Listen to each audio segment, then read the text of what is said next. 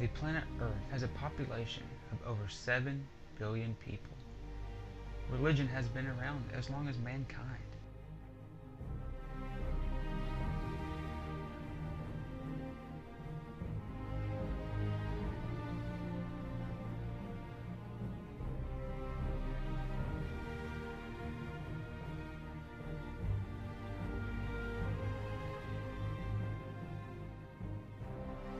And today, Christianity is the religion of choice.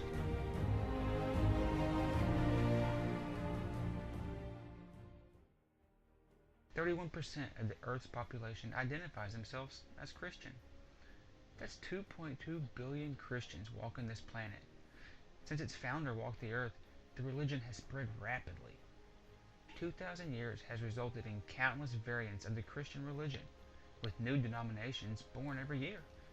The Western world has the highest Christian population.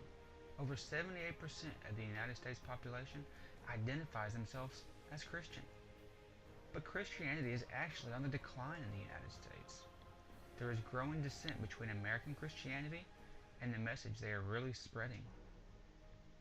Orthodox is considered to be the most conservative of religious beliefs. It's believing or adhering to the teachings of a religion's founder. In the case of Christianity, that should be Jesus. Jesus' story is told in the #1 selling book of all time, the Bible. The entire New Testament is devoted to his teachings in the early Christian church. Jesus came in a time not much different than ours. Yes, the clothes, the cars, and many other things were different, but humankind is not that different.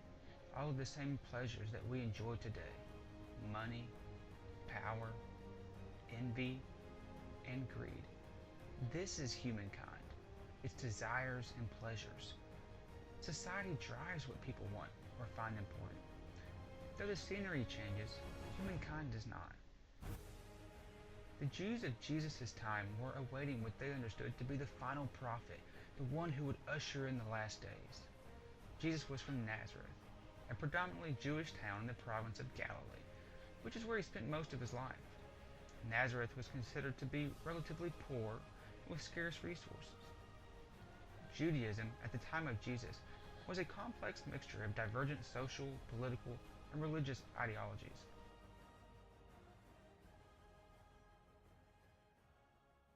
The Zealot movement took the revolutionary option.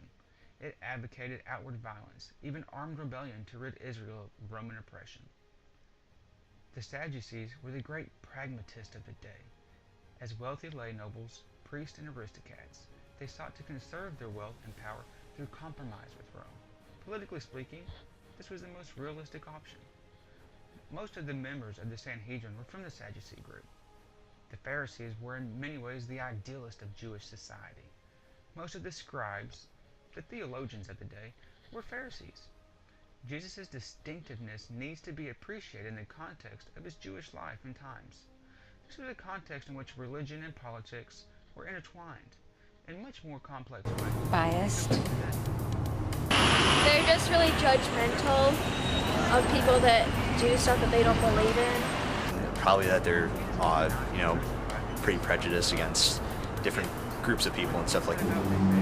I think a lot of Christians are good-hearted and they want to do good for humanity. Their brother. For the most part. They do.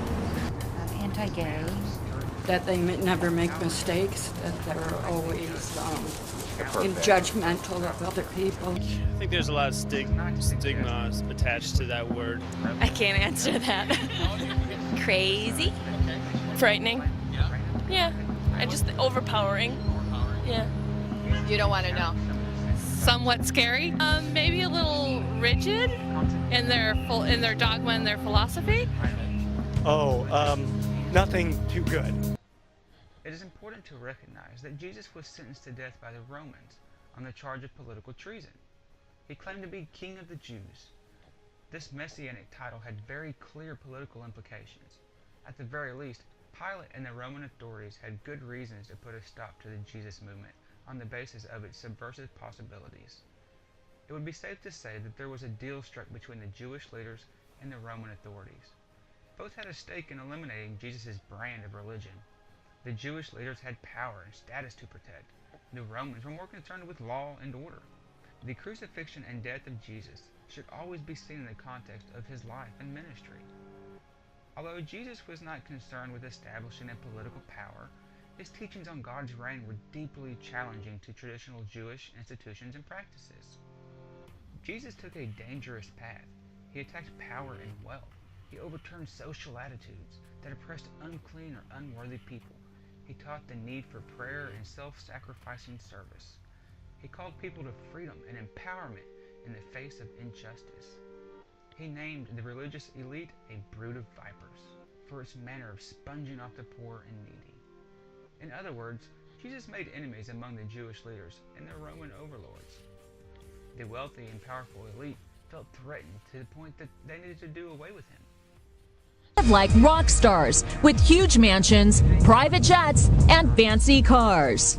Their lifestyles are so lavish, 6 of them have been investigated by the U.S. Senate, like Paula White, who lives in multi-million-dollar homes in New York City and Tampa, Florida. And Creflo Dollar. He gets around in style, flying in private jets to preach around the country. He owns this mansion in an exclusive Atlanta suburb. Mr. Dollar, how do you Not one of them would agree to an interview about their opulent lifestyle. How do you justify your $1 million mansions and your jets to all of your... Jesus loves me, this I know, for the Bible tells me so. Little ones to him belong. They are weak, but he is strong. Evangelicals historically vote against social welfare programs and are strongly opposed to universal health care.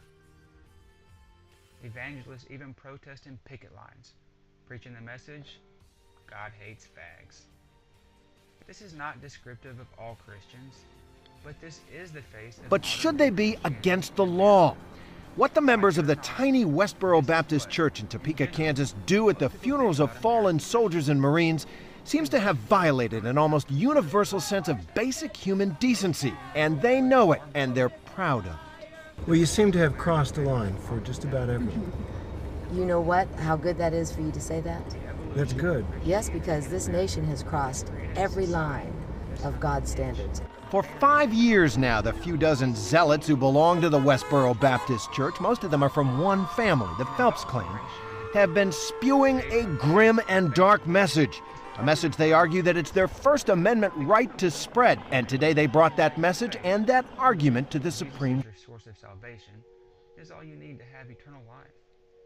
This is not only an ill-filtered interpretation of what Jesus was trying to teach, but also sounds similar to the times of when Jesus walked the earth. A time when adulteration in doctrine led to inequality between the religious elite and the followers. Jesus repeatedly teaches that if one believed in him or loved him, they would put into practice what he teaches. He is also very clear that God does not have judgment. Judgment was given to him, Jesus, from God. Jesus will judge on the day of resurrection. He will separate the sheep from the goats, the good from the evil. Jesus is quoted several times explaining what makes someone good or evil. He explains that it's not what someone puts on or into them that makes them clean or dirty, but what comes out of them is what makes them clean or dirty. The heart and mind reveal themselves through the way a person lives their life. There's no credit to what someone professes or teaches if their lifestyle does not reflect what they say.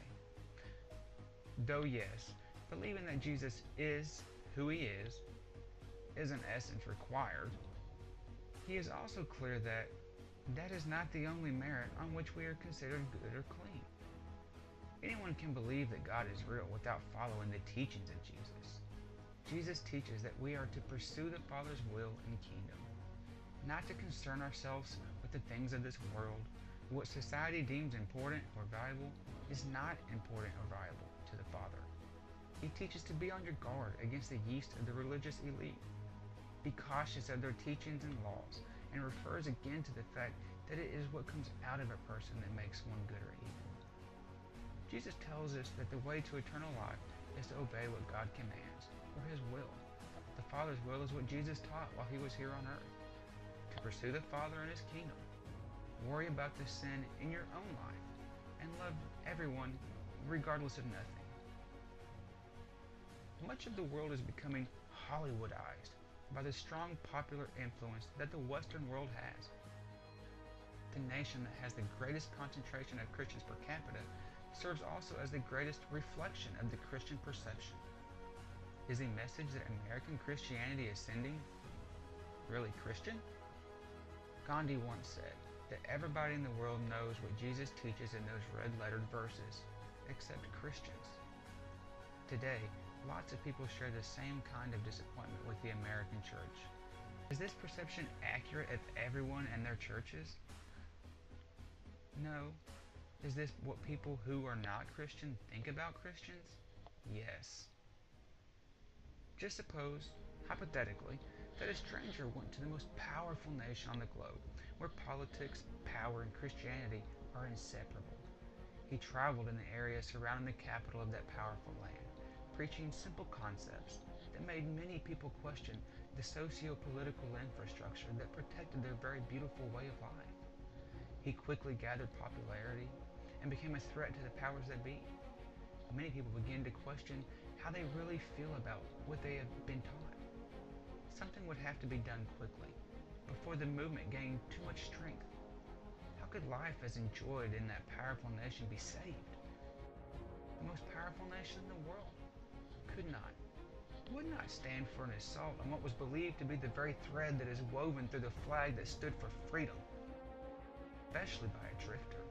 For 2,000 years, their beliefs and lives. This song was made in New York City of rich mans and preachers and slaves. If Jesus was to preach like he preached in Galilee, they would lay Jesus Christ in his grave. What if Jesus did come to America? Yes, Jesus was a man and a carpenter by hand, his followers true and brave. One dirty coward called Judas Iscariot has laid poor Jesus in his grave.